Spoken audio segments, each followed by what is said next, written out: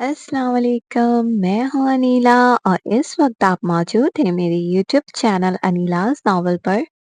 कैसे हैं आप सब? उम्मीद करती हूँ खैरियत से होंगे, अपना बहुत ज़्यादा ख्याल रख रहे होंगे। तो जनाब, आज मैं हाजिर हूँ आबरू के एक नए एपिसोड के साथ।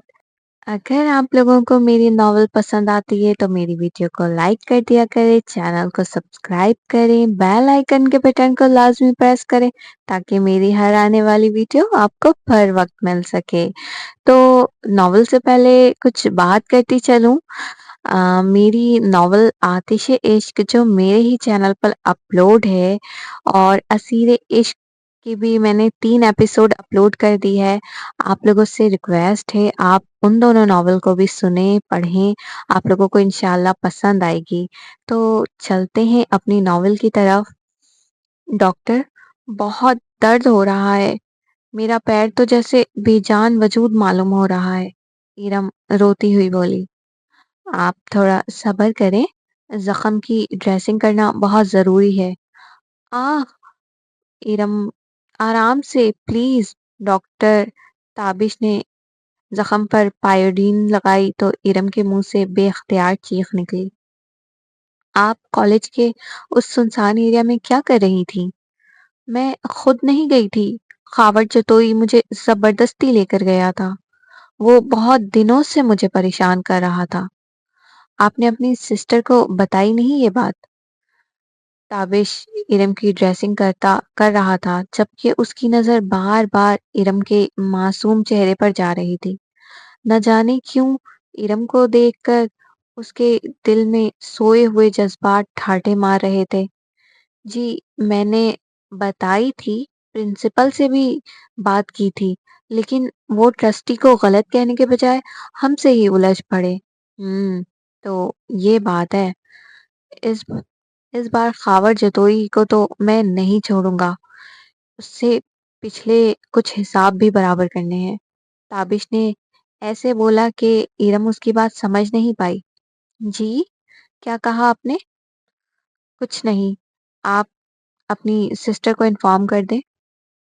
नहीं, मैं उन्हें कुछ नहीं बता सकती। वो प्रेग्नेंट है और उनके लिए इस तरह की खबर नुकसानदेह साबित हो सकती है। लेकिन आपको किसी को तो घर में बताना होगा। ये कोई छोटी बात नहीं है मिस सिरम। ताबिश का यूं उसका नाम लेते हुए उसका दिल लर्जा था। जी, आप असगर भाई को बुला लें। ताबिश ने असबाब में सर हिला दिया। रुखसाना बीबी, मैं सोच रही थी क्यों ना हम जावियार के ठीक होने की खुशी में उन्हें सरप्राइज पार्टी दें। आबरू लाउंज में बैठी मोबाइल चला रही थी कि अचानक ख्याल आया तो उसने अपने ख्यालात रुखसाना बीबी से जाहिर करते हुए कहा। जी दुल्हन बेगम, आपका आइडिया बहुत अच्छा है। बेचारे हमारे साहब जी भी घर में बहुत बोर हो गए हैं। रुखसाना बीबी ने अफसोस जताते हुए कहा। मैं पार्टी में उनके ऑफिस स्टाफ को भी बुला लेती हूँ। इससे उनका मूड थोड़ा अच्छा हो जाएगा। जी दुल्हन बेगम, जैसी आपकी मर्जी। ताबिश ने अस्कर को इरम की कंडीशन से आगाह किया तो वो भागता हुआ हॉस्पिटल पहुंचा। इरम अंसारी कहाँ है? उसने काउंटर पे पूछा। जी, यहाँ से लेफ्ट, रूम नंबर 2 में है। ओके। ये कहकर असगर वहां से तेजी से रूम की जानिब भागा। इरम, क्या हुआ? वो रूम में दाखिल होते ही बोला। असगर भाई। इरम उसे देखकर एकदम से रोने लगी। जो आंसू उसने कब से रोक रखे थे, किसी अपने को देखकर यकदम आंखों की कैद से बाहर छलकने लगे थे। चुप हो जाओ बेटा। इस ट्रस्टी और प्रिंसिपल को तो मैं जान से ही मार दूंगा। असगर गजबनाक गुस्से से बोला। तुमने मैमुना को बता दिया? असगर ने सवाल किया। नहीं असगर भाई, मुझे लगा उन्हें बताना ठीक नहीं होगा। बहुत अच्छा किया, اس کی طبیعت ویسے بھی ٹھیک نہیں رہتی ہے، پھر وہ زاویار کی وجہ سے بھی پریشان تھی۔ جی اصغر بھائی، اس لیے میں نے آپ ہی کو کچھ نہیں بتایا۔ اچھا، میں تمہیں یہاں سے آبرو بھابھی کے پاس چھوڑ دوں گا، جب تک تمہاری طبیعت ٹھیک نہیں ہو جاتی تم وہیں رہنا، میمونہ کو میں کسی طرح سنبھال لوں گا۔ ٹھیک ہے اصغر بھائی۔ تابش روم میں موجود نہیں تھا۔ اصغر ارم کو اپنے ساتھ گھر لے آیا تھا، زاویار کے گھر لے آیا تھا۔ سسٹر، یہاں جو پیشنٹ تھی مس ارم، وہ کہاں گئی؟ تابش روم میں آیا تو ارم کو نہ پا کر پوچھا۔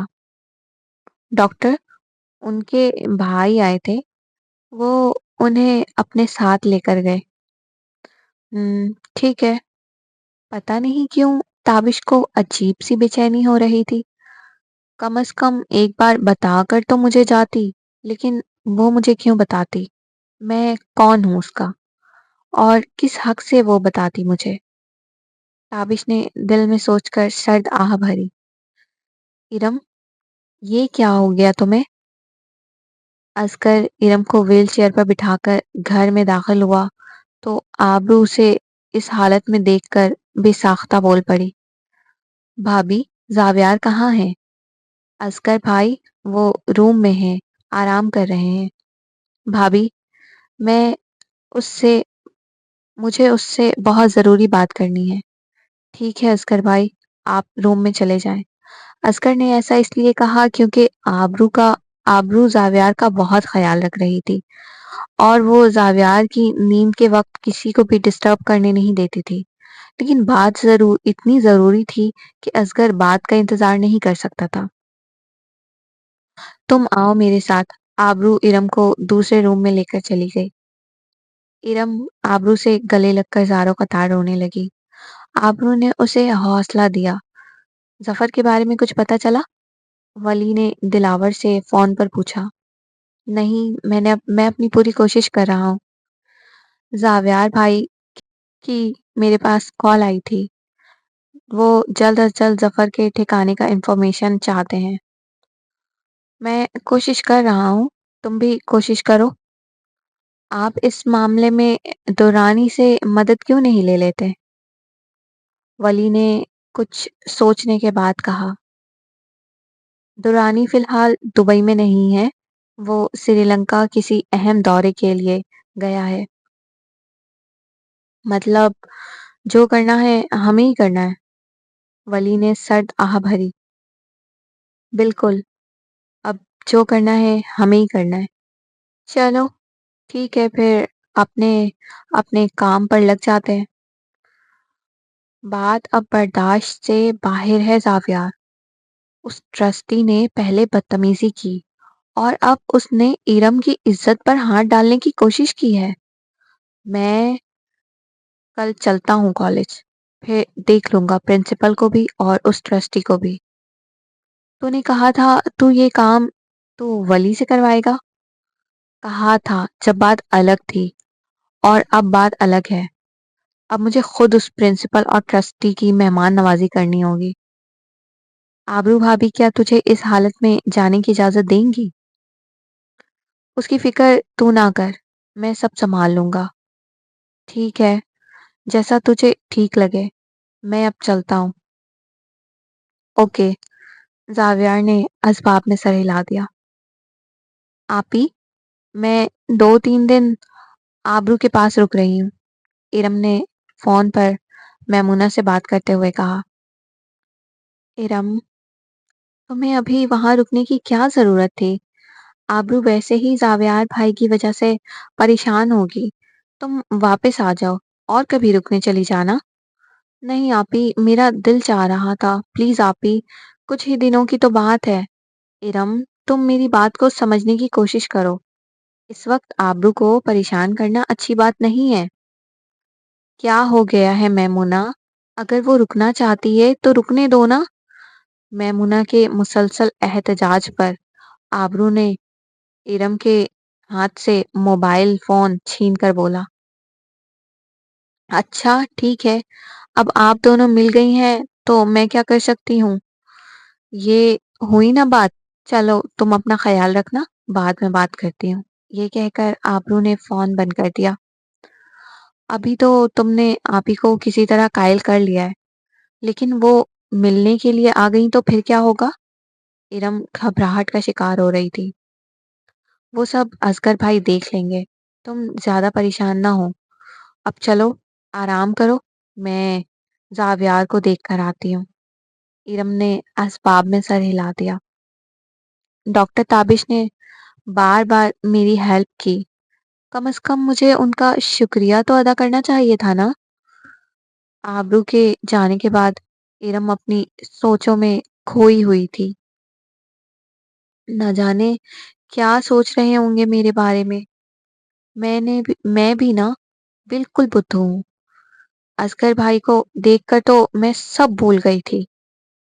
اگر آج ڈاکٹر تابش مجھے اس ذلیل خاور جتوئی سے نہ بچاتے تو میں کسی کو منہ دکھانے کے لائق ہی نہ رہتی، اور میں نے انہیں ایک بار بھی تھینک یو تک نہیں بولا۔ شٹ یار، ارم کتنا اچھا موقع ہاتھ سے گنوا دیا۔ میں ان سے ان کا نمبر بھی تو مانگ سکتی تھی۔ ارم نے سرد آہ بھری۔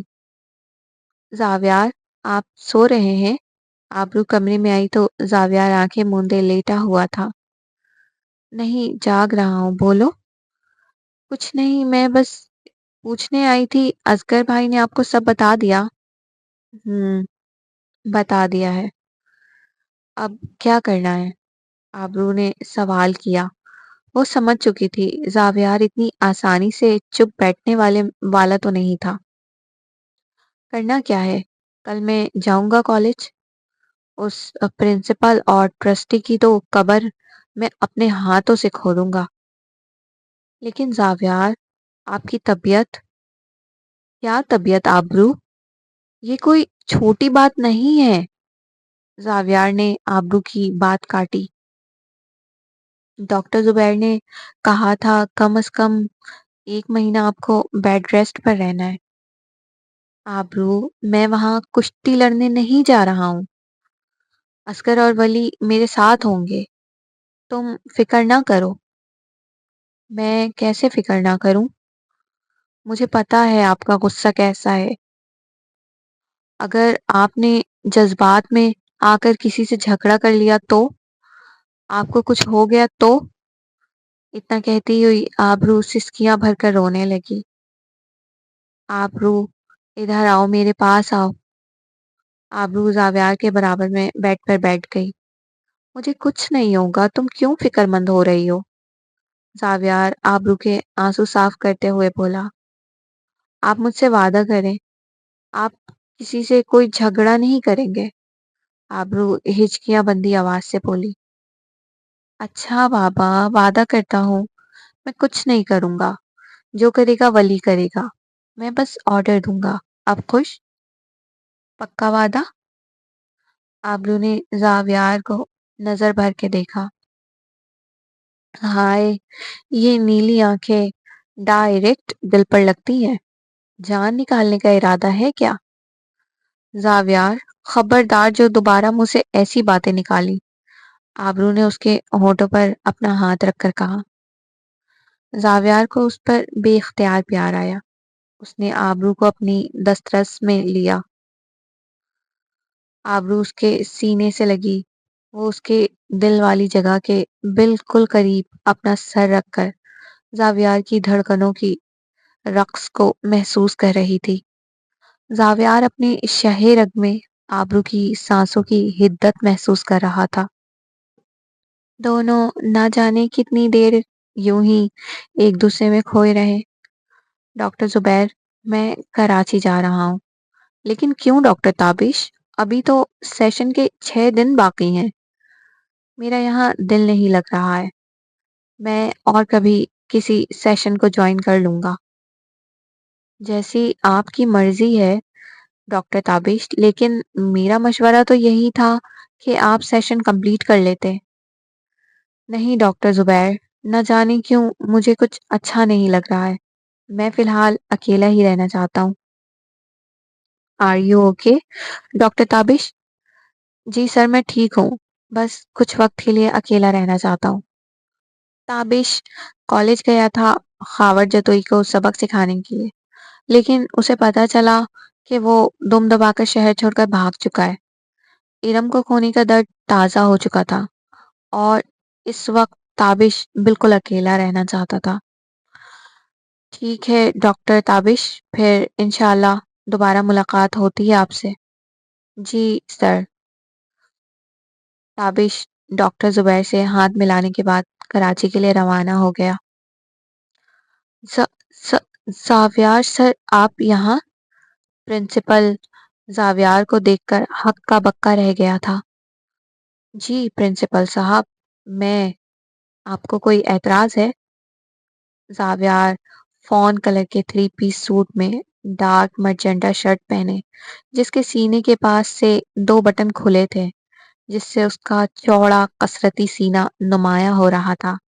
महंगे ब्रांडेड जूते, हाथों में ब्रांडेड स्मार्ट वॉच पहना, चेहरे पर गजबनाक गुस्सा उसकी मर्दाना वजाहत और ज्यादा निखार रहा था। वो अपना सन ग्लासेस उतार कर चेयर पर बैठ गया। उसकी इस धमाकेदार एंट्री पर प्रिंसिपल के तो 14 तबक रोशन हुए थे। हमने सुना है प्रिंसिपल, तुझे और तेरे ट्रस्टी को बहुत चर्बी चढ़ गई है। वली ने अपने स्टाइल में बात की। न, न, नहीं नहीं जावियार साहब, ऐसी तो कोई बात नहीं है। मैं मैं खुद उस ट्रस्टी के खिलाफ एक्शन लेने वाला था। प्रिंसिपल थर थर कांप रहा था। उसकी हालत तो ऐसी थी, अब मरा या तब मरा। कब प्रिंसिपल साहब? कब एक्शन लेने वाले थे आप? जब वो ट्रस्टी इरम को अपनी हवस का निशाना बना लेता? जब आप एक्शन लेते? जावियार प्रिंसिपल के मुंह पर फुंकारा। Sorry Zaviyar sir, sorry. ये कह देना कितना आसान है आप जैसे लोगों के लिए। आप जैसे लोगों की वजह से हमारे कॉलेज और यूनिवर्सिटीज में आए दिन ऐसे वाकयात रूनुमा होते हैं। कभी कोई टीचर किसी तलबा को ज्यादती का निशाना बनाता है, तो कभी किसी अमीरजादे का बॉडीगार्ड किसी बच्ची का शिकार करता है। और दुख की बात तो ये है कि आप जैसे लोग बजाय विक्टिम को इंसाफ देने के उस दरिंदे का साथ देते हैं, जिसके लिए किसी भी लड़की की इज्जत को पामाल करना कोई बड़ी बात नहीं है। बहुत से शहरों में आप जैसे इंसान के रूप में छुपे दरिंदे तो ऐसे वाकयात के बाद उसे झूठा करार देते हैं, ये सोचे बगैर कि जिस वालदैन की बच्ची के साथ ये सब हुआ है उस पर क्या गुजरी होगी। लेकिन आप जैसे लोग ये भूल जाते हैं कि अल्लाह की लाठी बेआवाज है, और जब वो पकड़ की डोर खींचता है ना, तो इंसान कहीं का नहीं रहता। जावियार सर, मुझे माफ कर दीजिए। प्रिंसिपल जावियार के कदमों में गिर कर रोने लगा। खावर जतोई कहाँ है? वली ने प्रिंसिपल का गिरबान पकड़कर खींचा। वो तो कल ही यहाँ से फरार हो गया था। कहाँ गया है? ठीक से मालूम नहीं, लेकिन शायद कराची, क्योंकि उसका वहाँ घर है। प्रिंसिपल को अभी एक थप्पड़ भी नहीं पड़ा था और वो तोते की तरह सब बोलता गया। जावियार ने वली को आंख से इशारा किया, फिर अपना चश्मा पहनकर प्रिंसिपल के ऑफिस से बाहर निकल गया। चल प्रिंसिपल, अब तू भी थोड़ी हवालात की हवा खा ले। वली ने उसे पुलिस के हवाले कर दिया, जिसे जावियार ने पहले ही सारे मामले से आगाह कर दिया था। यार, मैं तो सोच भी नहीं सकती थी कि ट्रस्टी इतना गिरा हुआ निकलेगा। रमशा की इरम से फोन पर बात हुई थी। उसने सारी तफसील बताई तो रमशा उससे मिलने जावियार के घर आई थी। मैं तो पहले से ही जानती थी। यार, वो ट्रस्टी तो मुझे पहले दिन से ही मेरी नजर को खटक रहा था। چلو جو ہوتا ہے اچھے کے لیے ہوتا ہے. اسی بہانے تمہاری تابش سے ملاقات تو ہوئی. پھر اس نے تمہاری وجہ سے اس ٹرسٹی کی ٹھیک ٹھاک پٹائی کی. مجھے تو کسی فلمی سین کی طرح لگ رہا ہے. ایک ولن ہیروئن پر گندی نگاہ ڈالتا ہے، پھر ہیرو اس کی صحیح سے خبر لیتا ہے. رمشا خوب انجوائے کر کے بول رہی تھی. یار رمشا پلیز تنگ نہ کرو، میں ویسے ہی بہت پریشان ہوں. ارم نے منہ بسوڑے کہا. لو بھلا، اب کیوں پریشان ہو؟ اب تو سب ٹھیک ہو گیا ہے. زاویار بھائی نے پرنسپل کی ایسی خبر لی ہے کہ اس کی شکل تو دیکھنے والی تھی. یار وہ بات نہیں ہے. پھر کیا بات ہے ارم؟ رمشا نے سنجیدگی سے پوچھا. میں نے تابش کو تھینک یو نہیں بولا اور بنا بتائے ہی یہاں آ گئی. اس نے تمہاری اتنی ہیلپ کی اور تم نے تھینک یو بھی نہیں کہا. بہت غلط بات ہے ارم. رمشا اس وقت سچویشن ہی ایسی تھی، مجھے کچھ سمجھ ہی نہیں آیا. میں بہت زیادہ گلٹی ہوں. اچھا تم فکر نہ کرو، کل جب میں کالج جاؤں گی تو سارے ایکسٹرنل میڈیکل سیشن کے لیے جب کالج آئیں گے تو میں ڈاکٹر تابش کو تمہارے بارے میں بتاؤں گی اور ان کا نمبر بھی مانگ لوں گی. کیا واقعی؟ ارم پرجوش ہو کر بولی. ہاں بالکل. میں بیسٹ فرینڈ کے لیے اتنا نہیں کر سکتی کیا؟ Thank you Rimsha, you are my world best friend. رم رمشا سے گلے لگ کر بولی. کیا ہوا تابش بیٹا، تم ایک ہفتے کے لیے گئے تھے اور ایک دن میں ہی واپس آ گئے؟ جی امی جان، میرا دل نہیں چاہ رہا تھا اس لیے واپس آ گیا. کیا بات ہے، پہلے تو کبھی ایسا نہیں ہوا. کوئی بات ہے کیا؟ نہیں امی، کوئی بات نہیں ہے، بس طبیعت ٹھیک نہیں ہے اس لیے واپس آ گیا. یہ کہہ کر تابش اپنے کمرے میں چلا گیا، جبکہ پروین بیگم کو اس کے اس غیر متوقع رویے پر تشویش ہو رہا تھا. تابش کمرے میں لائٹ آف کر کے آنکھیں موندے بستر پر لیٹ گیا. اس کے سارے زخم تازہ ہو چکے تھے. جب وہ اپنی ارم کو بے جان وجود کو اپنی باہوں میں اٹھایا تھا، اس کا اس کے خون سے لکھا وہ پیغام اس کی آنکھوں کے سامنے سارے منظر نظر آ رہے تھے. بند آنکھوں سے بھی آنسو اپنا راستہ بنا کر آنکھوں سے نکلے جا رہے تھے. ڈاکٹر، یہ میرے ساتھ زبردستی. اتنا کہہ کر ارم کا زاروں قطار رونا. اچانک تابش کو ارم کی یاد آئی، جب خاور جتوئی سے اس نے اسے بچایا تھا. جب اس نے پہلی بار اس کا نام سنا تو اسے ایسا محسوس ہوا تھا کہ برسوں سے دل کی مردہ زمین پر کسی نے جان پھونک دی ہو. ایک بار پھر اس کی دھڑکنیں بے ترتیب ہو رہی تھی جیسے پہلے ہوا کرتی تھی. لیکن وہ ارم سے کیسے کہہ سکتا تھا؟ وہ تو اسے ٹھیک سے جانتا بھی نہیں تھا. ان کی تو بس 3 بار ملاقات ہوئی تھی، وہ بھی اتفاقی طور پر. اور ایسی عجیب و غریب ملاقاتوں کے بعد کسی سے یہ کہنا کہ آپ کو وہ پسند ہے، کس قدر واہیات آئیڈیا ہے. تابش اکیلے بیٹھا سوچ رہا تھا. اصغر، میری طبیعت ٹھیک نہیں لگ رہی ہے، آپ ارم کو لے کر آ جائیں. کیا ہوا تمہاری طبیعت کو، بتاؤ مجھے. کچھ نہیں، بس بہت زیادہ چکر آ رہے ہیں. وہ میٹنگ کی وجہ سے کچھ کھایا بھی نہیں جاتا ہے مجھ سے. مجھے کچھ اچھا نہیں لگ رہا ہے. میمونہ، تم نے مجھے پہلے کیوں نہیں بتایا؟ اور اس معاملے میں ارم تمہاری کیا مدد کر سکتی ہے؟ وہ تو ویسے بھی بچی ہے، وہ کیا کرے گی؟ تم میرے ساتھ ڈاکٹر کے پاس چلو. اصغر، ڈاکٹر کے پاس جاؤں گی تو اور میڈیسن بڑھا دے گی. مجھ سے اتنی بڑی بڑی ٹیبلٹس نہیں کھائی جاتی. میمونہ نے منہ بسوڑے کہا.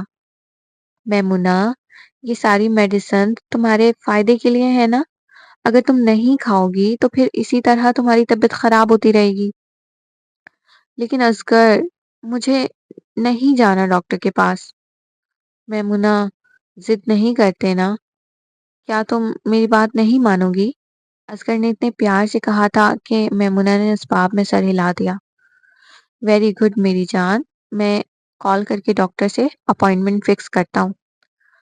زاویار، آپ آ گئے؟ زاویار کو گھر میں داخل ہوتا دیکھ کر آبرو بھاگتی ہوئی آئی، اس کے سینے سے جا لگی۔ ارے ارے، کیا ہو گیا میری نیلی آنکھوں والی گڑیا کو؟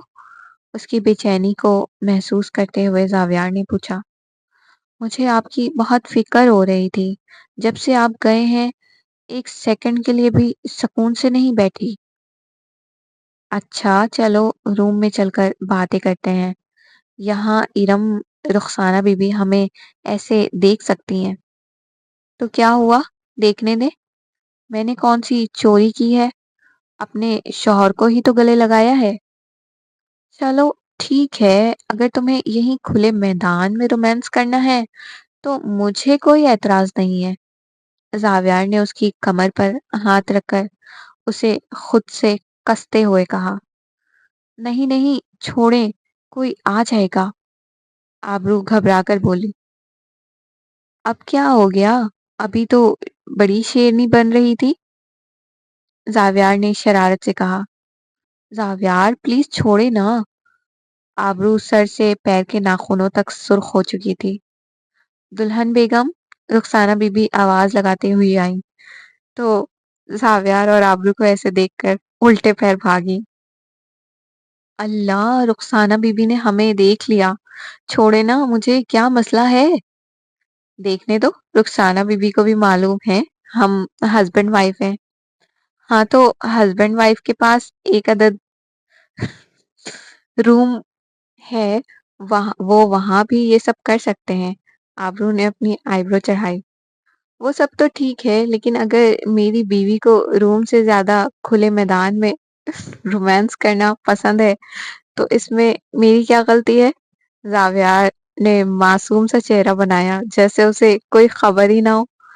اچھا بابا، آپ جیتے، میں ہاری، ہوشیاری میں آپ سے کوئی نہیں جیت سکتا، آبرو نے ہار تسلیم کرتے ہوئے کہا۔ ہاں ہاں ہاں، اور بحث کرنے میں میری جنگلی بلی سے کوئی نہیں جیت سکتا۔ چلو، زاویار نے اسے اپنی باہوں کے گھیرے سے آزادی دی۔ ہائے اللہ، زاویار بھائی کتنے رومانٹک ہیں۔ سائیڈ میں کھڑی ارم جو چھپ کر سارا تماشا دیکھ رہی تھی، بھاگ کر روم میں آئی تو مسکراتی ہوئی سوچنے لگی، کیا تابش بھی ایسے ہی رومانٹک ہوں گے؟ پتہ نہیں یہ کل کب ہوگی اور کب رمشا مجھے تابش کا موبائل نمبر لا کر دے گی، میں ان سے کیسے اپنی محبت کا اظہار کروں گی؟ یہ سوچ کر جہاں وہ گھبراہٹ کا شکار ہو رہی تھی، وہیں شرم سے سرخ بھی ہوتی جا رہی تھی۔ تابش اور ارم دونوں کے دماغ میں ایک ہی بات چل رہی تھی، دونوں کے دل میں ایک دوسرے کے لیے احساسات پیدا ہو چکے تھے، لیکن کیا یہ آغاز محبت کا سفر اتنا آسان ہونے والا تھا؟ اس بات کا فیصلہ تو وقت کے ہاتھ میں تھا۔ آج کے ایپیسوڈ کا اختتام ہوا، تو آپ لوگوں کو میری یہ ایپیسوڈ کیسی لگی؟ اپنی رائے کا اظہار کامنٹ سیکشن میں ضرور دیں، مجھے بتایا کریں آپ لوگوں کو میری ناول کیسی لگ رہی ہے، اس سے میری حوصلہ افزائی ہو جاتی ہے تاکہ میں آپ لوگوں کے لیے اور اچھے اچھے پیارے پیارے ناولس لکھ سکوں۔ تو مجھے اپنی دعاؤں میں یاد رکھیے گا، اپنا بہت زیادہ خیال رکھیے گا۔ اللہ حافظ۔